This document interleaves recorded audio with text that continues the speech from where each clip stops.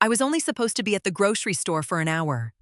If the line at the pharmacy hadn't been unusually short that Tuesday afternoon, I would never have returned home at 2 o'clock. I would never have walked up the side path to check my rose bushes. And I would never have heard my daughter-in-law deciding where I was going to die. My name is Rebecca Hughes. I am 68 years old, and I have owned this 4-bedroom house for 3 decades. My son David and his wife Jessica moved in 2 years ago. They told me it was a temporary arrangement to save money for a down payment on their own place. 2 years is a very long time for temporary. The kitchen window was cracked open to let in the spring breeze. I stood on the paving stones holding a bag of fertilizer when Jessica's voice drifted out. She was on the phone. "Yes, the contractor is coming Thursday." Jessica laughed, a sharp, reedy sound. "We're knocking down the wall between the master and the guest room to make a massive suite for us." "What about Rebecca?" "Oh, we're clearing out the garage. We'll throw down a rug and a space heater. Honestly, the garage is fine for that old woman. She barely moves around anyway." I stopped breathing. The fertilizer bag felt heavy against my palm. I didn't drop it. I didn't march through the back door and demand an explanation. I didn't burst into tears. Crying is a biological response to sudden grief. What I felt in that moment was an absolute cold clarity. I set the bag down silently behind a terracotta pot. I walked back to my car, got in, and drove to a coffee shop 3 miles away. I needed to think. Jessica was planning to gut my home and shove me into a damp concrete box where we kept the lawnmower. And David, my passive conflict-avoidant son, was undoubtedly letting her do it. I ordered a black coffee and sat by the window. I did not need to ask them to clarify. I had heard exactly what I needed to hear. The arrangement was over. I returned to the house at my usual time of 4 o'clock. Jessica was in the kitchen chopping vegetables with my favorite chef's knife.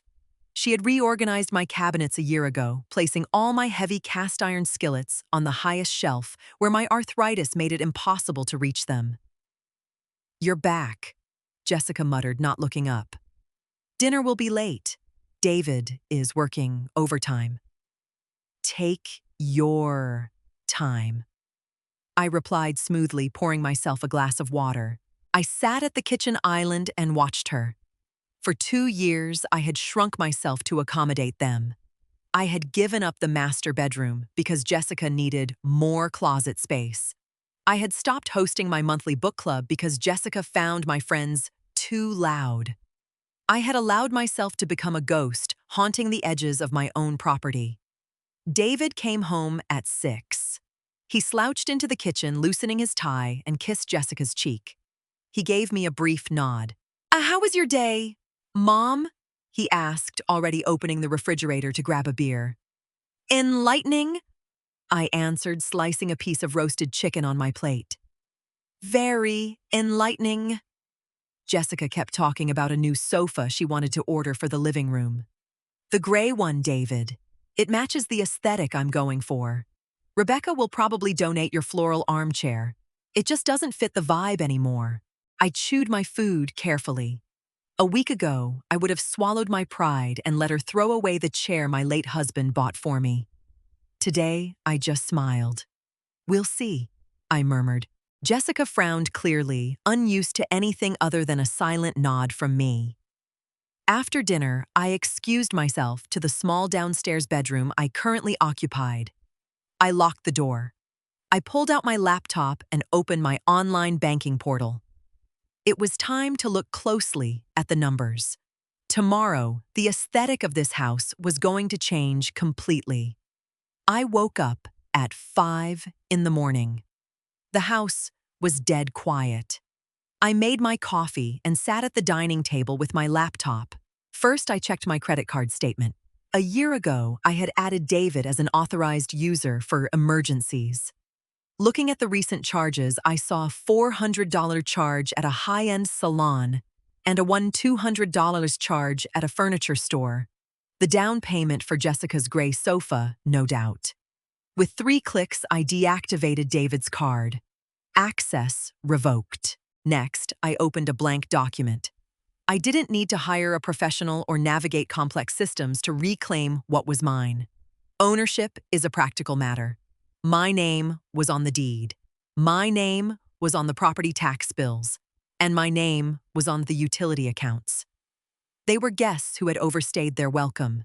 I searched online for a standard 30-day notice to vacate form for my state. I filled in their names, David Hughes and Jessica Hughes. I filled in the date. I stated clearly that their month-to-month tenancy at Sufferance was terminated, and they had exactly 30 days to remove themselves and their belongings from the premises. I printed 2 copies on my small desk printer. I signed both in blue ink. At 7 o'clock, I heard the heavy footsteps of David coming down the stairs, followed by the clicking of Jessica's slippers.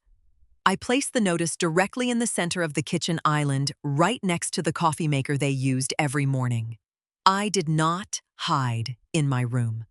I stood by the sink, calmly washing my coffee mug, waiting. Jessica walked in, rubbing her eyes. She reached for a mug, glanced down at the paper, and froze. I turned off the faucet. The silence in the kitchen stretched tight like a rubber band ready to snap. Jessica picked up the paper. Her eyes darted back and forth across the bold heading at the top. The color drained from her cheeks, leaving her looking pale and pinched. "David?" she called out, her voice cracking. "David, get in here right now." My son shuffled into the kitchen, looking confused. Jessica shoved the paper against his chest. "What is this, Rebecca?" Jessica demanded, dropping the pretense of politeness. "Is this some kind of sick joke?" I dried my hands on a towel, folding it neatly over the oven handle. "It is a standard 30-day notice to vacate. The date is at the bottom. You have until the 5th of next month to find a new place to live." David stared at the paper, his mouth slightly open. "Mom, an eviction notice? What are you talking about?" "We live here." "You have been staying here," I corrected gently. "But the arrangement is no longer working for me.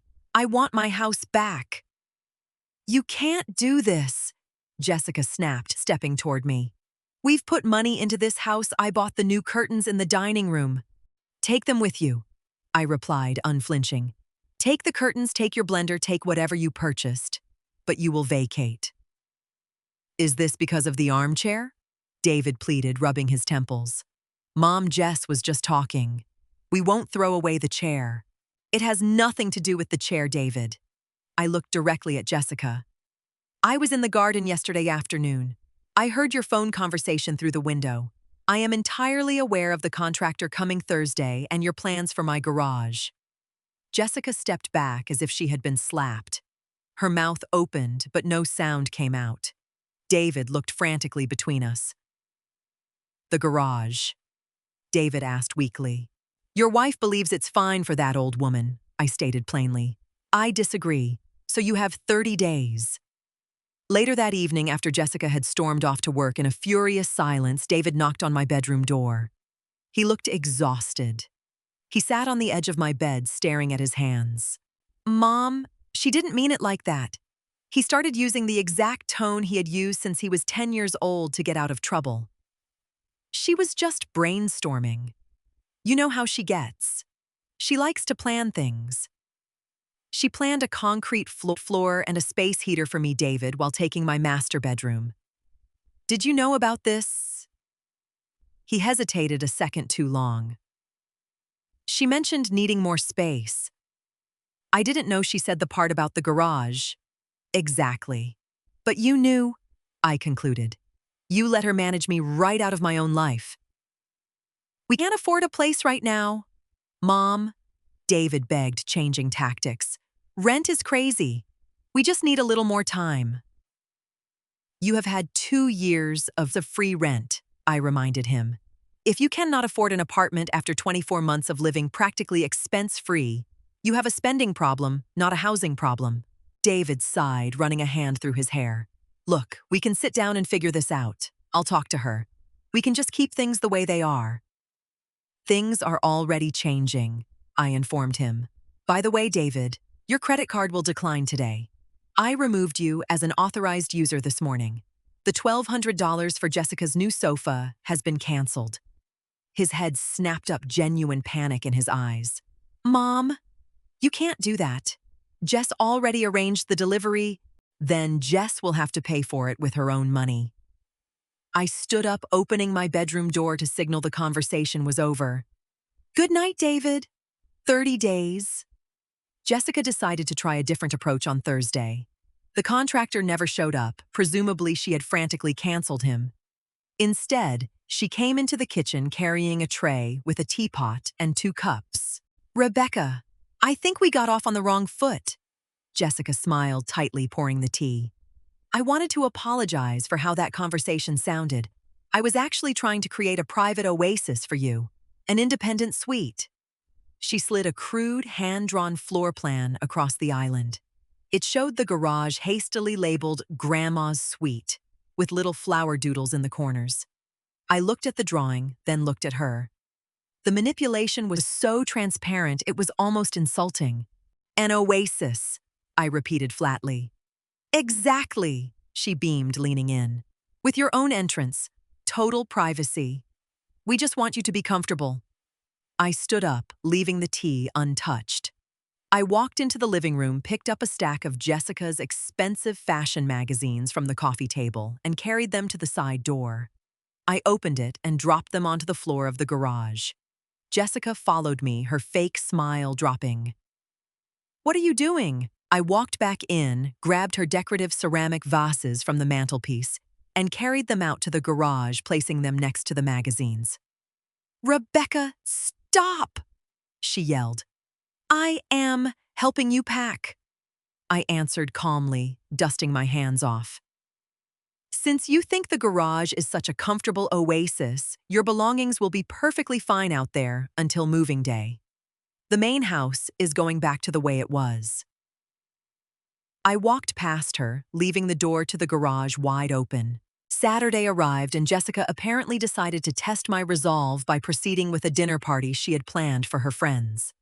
She spent the morning ordering David around, cleaning the kitchen and setting the dining room table with my good silver. She walked past me in the hallway and sneered. We have guests arriving at 6. We'll need the living room and dining room. You might want to stay in your room tonight. I didn't argue. I simply went into the study and booted up the main desktop computer. I logged into my internet service provider's portal. With a few keystrokes, I changed the Wi-Fi network name and created a new complex password. I then opened the app for the smart thermostat on my phone, setting it to a cool 65 degrees and locking the keypad. Finally, I opened the smart lock app for the front door. I deleted Jessica and David's permanent access codes. I issued them a temporary guest code that expired in 20 days. At 6:15 p.m., Jessica's friends arrived. By 6:30, I heard Jessica loudly complaining in the hallway. David, the Wi-Fi isn't working. The music stopped playing. A moment later, David knocked on my door. Mom, did you change the internet password? I opened the door an inch. Yes. The old network was getting cluttered. I'm streamlining my accounts. Well, what's the new password? Jess wants to play her playlist. It's a private network for the homeowner. I smiled pleasantly. Your guests will just have to talk to each other. Have a lovely evening. I closed the door and locked it. I spent the evening reading a good book, perfectly comfortable in my sweater, while I listened to Jessica's friends complain about how freezing the dining room was. Control is in the details. By day 25, the reality of the situation had finally crushed Jessica's arrogance. The house was no longer hers to command. Every time she left something in the common areas, a pair of shoes, a makeup bag, her yoga mat, I immediately picked it up and placed it in a cardboard box by the front door. When she complained that I was treating her like a child, I reminded her that adults clean up after themselves in shared spaces. I bought a step stool, climbed up, and moved all my cast iron skillets and baking pans back to the lower cabinets. I rearranged the pantry, putting my groceries at eye level and shoving her specialty organic snacks onto the very top shelf. I was reclaiming my territory inch by inch. David looked miserable. He spent most of his evenings scrolling through rental listings on his phone, looking increasingly panicked at the prices. "We found a place," he mumbled one evening, standing awkwardly in the kitchen. "It's a 2-bedroom apartment across town. It's small. And they want first last and a security deposit." "I am sure you will manage," I replied, wiping down the counter. "We're a little short on the deposit, Mom." He tried his eyes, pleading. "Could you, maybe—" "No." I didn't let him finish the sentence. "My finances are tied up in my own retirement and the maintenance of this house. You are 40 years old, David. It is time to figure it out." Jessica stormed in her face, red. "You are forcing your own son into a dump. How can you be so selfish?" "You wanted to put me in a garage," I reminded her coldly. "A small apartment is a luxury." 5 days left. Day 30 arrived on a crisp Thursday morning. The rental truck pulled into the driveway at 8. There was no dramatic screaming, no lawyers waving documents, no police escort. Just the heavy, miserable silence of 2 people who had played a game of entitlement and lost entirely. I sat in my floral armchair in the living room, drinking my coffee, watching them carry boxes out the front door. Every time David tried to catch my eye, hoping for a last-minute reprieve or a tearful motherly hug, I simply took a sip from my mug. Jessica was furious. She aggressively shoved boxes into the truck, muttering under her breath. When she came in to grab her last bag from the kitchen, she glared at me. "You're going to be all alone in this big house," she spat out. "We're not coming to visit you." "That is a relief," I answered. "Please leave the spare key on the counter." David came in last. He looked around the house, finally realizing the gravity of the bridge he had let his wife burn. "Mom, I'm sorry," he whispered. "Be a better husband to your wife and a better man for yourself, David." I told him, not getting up. "Lock the door behind you." He placed the keys on the island, his shoulders slumped. He walked out, pulling the heavy oak front door shut. The click of the lock echoing through the hallway was the most beautiful sound I had heard in 2 years. The next morning, I woke up with the sun. I walked upstairs to the master bedroom. It was empty, smelling faintly of Jessica's expensive perfume and stale resentment. I opened all the windows wide, letting the fresh air scrub the room clean. I spent the weekend moving my things back in. I hired 2 strong local boys to carry my heavy oak bed frame up the stairs. I arranged my nightstand, placed my favorite lamp on it, and hung my own curtains, the heavy warm ones that kept the morning chill out. The house was quiet, but it was no longer a dead silence. It was a peaceful, breathing quiet. The kind of quiet that belongs to a woman who knows exactly who she is and what she owns. I didn't need a lawyer to protect me. I didn't need to argue or cry or beg for respect in a space I had paid for with 30 years of my own sweat and love. I just needed to remember that my kindness was a gift, not a right. I sat at the kitchen island drinking my afternoon tea. I looked out the window, the same window that had been cracked open a month ago. I smiled, stood up and locked it tight. No one was putting me in the garage. No one was making my arrangements for me. I was Rebecca Hughes, and this was my home.